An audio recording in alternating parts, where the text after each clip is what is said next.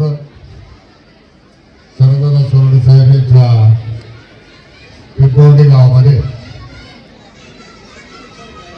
गोव्या महाराष्ट्राला ज्यांनी आपल्या वक्तृत्वाला वेळ लावलं, विधान परिषदेचे आमदार अमोलजी विठ्ठल साहेब, त्याचप्रमाणे शरददादा सोनवणे, किशोरशेठ दांगट आणि व्यासपीठावर उपस्थित असतील सगळे मान्यवर मंडळी, उपस्थित असलेल्या बंधू आणि भगिनी, गडकरी साहेब 45 मिनिटाची 15 मिनिटं केली पाहिजे. त्याच्यामुळं आता यांना कोणत्याही विषयाला स्पर्श करावा, परंतु थोडा न्याय मी सगळ्या विषयांना देतो. या ठिकाणी आपल्या सगळ्या सहकार्याने, विशेष करून नवरात्र मंडळामध्ये याच्या पहिल्या सुप्रभात झालं. अरुणशेठ वामन मला बोलले आपण तरी वेळेस या दिवशीच्या माध्यमातून या ठिकाणी वर्गणीच्या माध्यमातून करावी. अजितदादा वाघांजीदादा या प्रकल्पाची साथ दिली. रघुनाथ शेठ लेंडे यांनी पहिल्याच 5 लाख रुपये आपले वडील आणि आजोबांच्या स्मरणार्थ जाहीर केले. लोकांवर दडपण आरसा आहे. सगळ्यांच्या रक्कमा मोठ्याने त्या ठिकाणी जाहीर व्हायला लागल्या. आपल्या शेजारी बसलेले किशोरशेठ दांगट साहेबांनी 5,55,000 ही सत्कृष्ट अशी प्रकारची देणगी त्या ठिकाणी जाहीर केली. बाळासाहेब ठाकरेंनी मोठं योगदान दिलं, सगळ्यांनी सहकार्य केलं. वास्तू शरद दोघाही वामन ग्रामसभा माहीत आहे.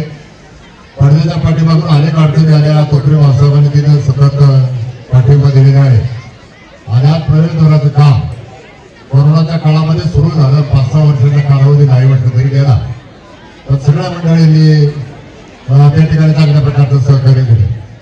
त्याच्यामध्ये देणगीदार असतील, काही सूचना करणारे ग्रामस्थ असतील, आम्हाला समजून घेणारे असतील, ठेकेदारांना समजून घेणारे असतील, ह्या अशा पद्धतीनं हे काम उत्कृष्ट अशा प्रकारचं काम झाले. त्या कामाच्या सोबत छत्रपती शिवरायांचा पुतळा किल्ले शिवनेरीच्या साक्षीला त्या ठिकाणी उभा होता.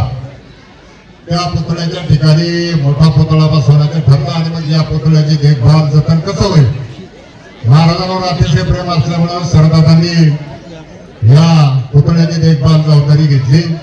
नगर परिषदेच्या साह्यानं आमच्या पिंपळवंडी ग्रामपंचायतमध्ये संदीप भाऊ लेंडे असतील, विकी भाऊ काकडे असतील, मला वाटतं प्रतिभानाथ साळव आणि अनेक सहकार्यांनी या पुतळ्याचे 5-5 वर्ष जतन केलं. आणि आज हा पुतळा त्या ठिकाणी विराजमान झाला. विठ्ठल साहेब आपण ज्या गावात आला ते आमदार शरददादांचं गाव आहे. शरददादांबद्दल मला थोडीशी काही वाटचाल आहे. माझ्या गावातल्या बऱ्याचशा कार्यकर्त्यांना ती ज्ञात नसेल. आता परत या विषयावर माझं भाषण होईल नाही काही सांगता येत नाही. परंतु आपण आता बारकाईने ऐकल्यावर हेच पुढं सांगत जरी चाललं मग मारुती शेठच्या बाबत असत, शरददादांच्या बाबत असत, कार्यकर्त्यांना माझी ही विनंती त्या निमित्तानं राहणार आहे. शरददादांचा जो काही कुटुंब आहे त्यांचे 4-5 चुलते मुंबईला भाजीपाल्याच्या व्यापारामध्ये, मग शालेय शिक्षण झाल्यावर शरददादांनी सुद्धा त्याच्यामध्ये आपला सहभाग नोंदवला. मुंबईला त्यांना राजकारणाची मला वाटतं पहिल्यापासून आवड असेल, तिथे काही धडपड केली परंतु यश मिळत नाही म्हटलं ते गावाला आहे. सामुदायिक विवाह चळवळ कार्यकर्त्यांची मोठ्या जमात होती. त्याला एक शब्द जोडला दादाने, मोफत सामुदायिक शिवविवाह चळवळ. सगळ्या तालुक्यात कानाकोपऱ्यामध्ये अनेक गोरगरिबांचे प्रपंच उभे करण्याचं काम केलं.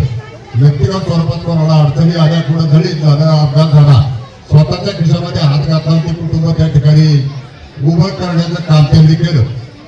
आमच्या तालुक्यामध्ये 4-5 महत्वाची गावं, आळे फाटा असेल, मुतूर असेल, जुन्नर असेल, नारायणगाव असेल.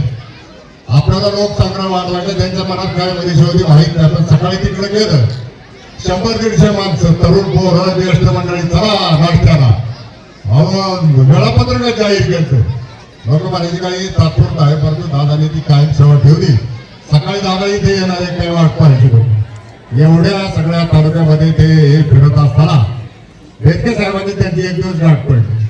ते म्हणजे काय रे तुझंही फिरलो ते दास व्यक्तीबद्दल भेटके साहेबांना ते म्हणजे आम्हाला आमदार व्हायचे तालुक्याचे. साहेब त्या खालीवर पाहत राहिले. मला म्हटलं अरे तुला समोर आमदार व्हायला नाही म्हटलं ती होती काय आमच्या गावाला कोणाच्या ना कोणाच्या रूपानं संधी मिळू शकते. त्यांनी प्रयत्न केले. 2009 साली शिवसेना एकत्रित असताना त्यांनी तिकीट सुद्धा आणलं. त्यांनी त्या गडबडी करायला ते थोडे शिकले होते. आणि उमेदवारी दाखल करायच्या शेवटच्या दिवशी व्यंकटे साहेबांच्या विरोधात तिची निवडणूक होती. शिखर गणपतीला गेलो त्यांची आमची भेट झाली. बेरगे साहेब म्हणजे ठीक आहे, आता आपण आपल्याला तिकीट मिळाल का? त्यांच्या मला शंकेची पाल चुकली, काहीतरी गडबड झाली. यात एवढा मोठा नेता म्हणतो म्हणजे तिकीट दानांचं दिलं, हे बी भाग जोडलेला थोडासा राहिला. हा लय करारी माणूस आहे, जिद्दी माणूस आहे. वेळप्रसंगी फटकारायचं म्हटलं तरी पण त्या काळामध्ये त्यांनी 5 वर्ष संयम झाला. त्यांची माझी भेट झाली 2004 ला. त्याच्या अगोदर वल्लभशेठ बेनके साहेबांच्या निवडणुकीला पिंपरी पेठाला अजितदादांची सभा होती. तिथं मला दादा भेटलं, सगळं सूत्रसंचालन माझ्याकडे असेल. दादा म्हटलं मला 5 मिनिटं बोलायला द्या, कार्यकर्त्यांना ऐका. मी सरळ दादांना बोलायला दिलं. दादानी एक 4-5 मिनिटात भाषण केलं, पण त्यांनी सांगितलं अजितदादा वल्लभशेठ बेनके तिसऱ्यांदा आमदार होता, या तालुक्याला मंत्रिपद कधी देणार? तुम्ही वल्लभशेठ बेनकेला मंत्रिपद घ्या, ही माझी मागणी. दुसऱ्यासाठी सुद्धा मागणारा कार्यकर्ता आहे. 3 वर्षांनी माझी झेडपीची निवडणूक आली, उत्तर पुणे जिल्ह्यातली सर्वाधिक मताने निवडून आलो. दादाची माझी भेट नव्हती झाली, मी काय त्यांना प्रचाराचं सांगितलेलं नव्हतं. परंतु मी उमरत वगैरे भागात गेले होते म्हटल्यावर शरददादा सोनवणे सांगितले शरदराव लेंडाला मतदान करा. त्यांनी वल्लभशेठसाठी प्रचार केला, माझ्यासाठी प्रचार केला. आणि मग 2014 साली त्यांनी सगळे नाव ओळखले की आता हे सेना धनुष्य हे काही करीत नाही. त्यांनी मनसे हा पक्ष स्वीकारला.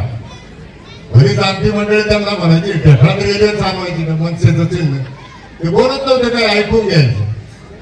आजच्या मार्फत एकच आमदार निवडून आला, तो मनसेचं शरददादा सोनवणे. मोठी स्पेस त्यांना त्या ठिकाणी मिळाली. जेवढं करता येईल तेवढं सभागृहात कामाने या तालुक्यासाठी त्यांनी काम केलं. पुढची निवडणूक आली, तुम्ही आले ना राजुरीला अतुल करता आमच्या बरोबर, तिथं जरा ब्रेक बसला.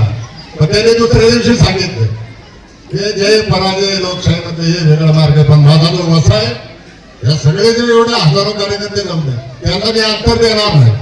आणि मग आताची जी निवडणूक झाली, या निवडणुकीत त्यांनी आधीच पाहिलं होतं. या आपल्या सगळ्या युत्या आघाड्या फाटाफुटी झाल्या आणि स्टँडिंग आमदारांना जाता इथं संधी आहे. त्यांनी त्यांचा निर्णय घ्यायचा तो घेतला. मोठमोठ्या नेत्यांच्या बरोबरीने ते राहतात. दहाव्याला गेले का याच्या वतीने त्याच्या वतीने, त्या काळात त्यांनी कोणत्या वतीनेच नाही, ते डायरेक्ट म्हणायचे कसला पक्ष, भारतात जेवढे पक्ष असतील एवढ्या पक्षांच्या वतीने माझी श्रद्धांजली. आणि या तालुक्यात एवढ्या वर्षात कधी घडलं नाही. पहिल्यांदा अपक्ष आमदार निवडून आला, हे मला तुम्हाला आज या ठिकाणी सांगायचं. असं या आमदाराच्या गावामध्ये मिटकरी साहेब आम्ही तुमच्या भाषणाचे फॅन आहोत. दादा जेव्हा तुमच्या नावाची घोषणा केली तर आम्ही त्याचे साक्षीदार आहोत. पुण्यामध्ये सगळ्या याचा आढावा घेतो. तुम्ही सतत सांगत असल्या शहराच्या हातात पेन देणारा दादा, त्यांचे तुम्ही आले या निमित्तानं तुम्ही इथं आलात, मी तुमचं स्वागत करीन. आज यांची पुण्यतिथी त्यांच्या स्मारकाच्या निमित्ताने आम्ही सगळी मंडळी आज वाट पाहतो. मारुती शेठ लेंडे बद्दल मला आता किती मिनिटं बोलायचं ते तुम्ही सांगा. मारुती शेठ लेंडे यांचं जीवनचरित्र 2 भागामध्ये, एक पूर्वार्ध आहे आणि दुसरा आहे तर उत्तरार्ध आहे. अत्यंत गरीब कुटुंबामध्ये त्यांचा रघुबाई आणि बाबाजी रामजी पाटील लेंडे यांचे ज्येष्ठ अपत्य, त्यांचा आजोळी आर्वीची गुंजाळवाडी सोराट परिवार. 20व्या शतकाच्या पहिल्या किंवा दुसऱ्या वर्षामध्ये त्यांचा जन्म आहे. त्या कालखंडामध्ये 3री पर्यंत शिक्षण झालं. आजोळच्या मंडळींबरोबर मुंबईला गेले. नानाजी आवडाजी पिंगळे जे आहेत आपल्या पावळीचे, त्यांचं तिथं क्रॉफर्ड मार्केट तत्कालीन क्रॉफर्ड मार्केटला फळ विक्रीचा व्यवसाय होता. त्या व्यवसायामध्ये तिथं कामाला राहिले. भिगारी नाट्य कापायचा, हमाली करायची, नंतर व्यापार सुद्धा शिकले. पिंगळ्यांना त्या ठिकाणी अपत्य नव्हतं. पिंगळ्यांना त्या ठिकाणी अपत्य नव्हतं. त्या पिंगळ्यांनी यांच्यावर विश्वास ठेवला, त्यांची चोख जबाबदारी पाहिली. वृद्धाप काळामध्ये त्यांच्या नावावर गाळा करून दिला. मारुती शेठने असा व्यवसाय केला, गोवा ते गुजरात, गोव्याची अंतिम हाता आपली सिंधुदुर्ग, नांदा तालुक्यापासून तो गुजरातला इकडं आपला पालघर जिल्हा, तुमचा गोरवड असेल, डारू असेल, तिकडे इकडं चिक्कू, तिकडं असेल तर आंबा, पिंपवणीच्या परिसरामध्ये कवठर. मारुती शेठ लेंड्यांना जाकीट होतं, जाकीटाला 6 खिसे होते. पहाटे व्यापार चालू व्हायचा. व्यापारातल्या खोबी आपल्या सगळ्यांपेक्षा दादाला जास्त माहिती. पिढीवर पट्ट्यांची हे भरणी करीपर्यंत 3 वेळा 6 खिसे रिकामी कराव्या लागायची. इतका पैसा त्यांच्याकडे आला. माझ्या परिसरामध्ये त्यांनी 90 एकर शेती केली. किशोर शेठ 5, 7, 7, 8 बैल जर असली तर आज वेगळं मानतो आपण. 16 बैल हत्तीच्या ताकदीची 16 बैल घरापुढे बांधलेली होती. एक घोडी होती फक्त त्यांच्या त्या घड्याळात ती बसू देत होती. बाकीच्या आमच्या वडिलांना त्यांना कोणाला बसू दिलं नाही. या पंचक्रोशीची प्रसिद्ध होती. चिकूची बाग होती, आंब्याची फार मोठी बाग. हे आम्ही सगळ्यांनी नवे अनुभवले. पहिला रात्रंदिवस डरायची. 100 एक गाई होत्या, 1001 मेंढरं होती. आजही त्या काळामध्ये आपली बेलेची नवबाची घडी इकडं लग्नाचा निंबाव सांगायचा पडला. त्या ठिकाणी आपल्या दुर्गोड्याला यांचा विल्सन बोडक्यांचा त्यांचा बघला. हिंमत आलेली डोंबळ्यांची आणि नंतरची माडी असं 1929 साली आईच्या स्मरणार्थ त्या ठिकाणी त्यांनी 3 मजली माडी बांधली. आजही 100 वर्ष होत आले. माडी त्या ठिकाणी अत्यंत भक्कम अशा पद्धतीची आहे. अनेक चित्रपट निर्माते तिथे आले. या शेतीची, या बंगल्याची, या बैलांची आम्हाला शूटिंग करायला मिळेल का? तर तिथे कुटुंबाने परवानगी दिली नाही. कुकडी नदीच्या काठी मोठं रस्त्याने इंजिन टाकून मोठं लिफ्ट केलं. ते लिफ्ट पायाला सहली येत होत्या. सहली इतर कुठल्या आलेल्या नाही, फक्त त्याच परिसरामध्ये त्या सहली येत होत्या. मग त्यांनी कोकणात मुरबाड घसाई या भागामध्ये आपल्या एसपी कॉलेजला या बिल्डिंग मध्ये राहायला मिळते म्हणजे. आणि एवढं सगळं स्थिर सावर झालं वयाच्या 25व्या वर्षापर्यंत. त्यांचा उत्तरार्ध चालू झाला. प्रपंचावरचं लक्ष उडालं. रघुनाथ मंदिर जे मार्केटला आहे, मार्केटच्या शेजारी, तिथं कीर्तन प्रवचन ऐकायची, भजनामध्ये भाग घ्यायचा, वारीला जायचं. गावाला आल्यानंतर या ठिकाणी सगळ्या शाळा, आपल्या काय सुविधा आहे. गावामध्ये त्यांचे 2 जीवाचे मित्र होते. विष्णू येडे ग्रामपंचायत शेजारी हॉटेल होतं, ते विष्णूबाबा येडे. दुसरे बाळासाहेब काकड्यांचे आजोबा वामनराव त्र्यंबकराव काकडे गुरुजी. काकडे गुरुजीकडे सगळ्या प्रकारचा हिशेब, विकी घरी जरा पाहिलं, पंजोबाच्या चोपड्यात चाललं, ते हे सगळं बाळणीकर अख्ख्या गावासाठी केलेला मारुती चटणी खर्च तो सगळा गुरुजींच्या हस्ते. त्यांच्याच हातात पैसा द्यायचा, दुसऱ्यावर विश्वास नाही.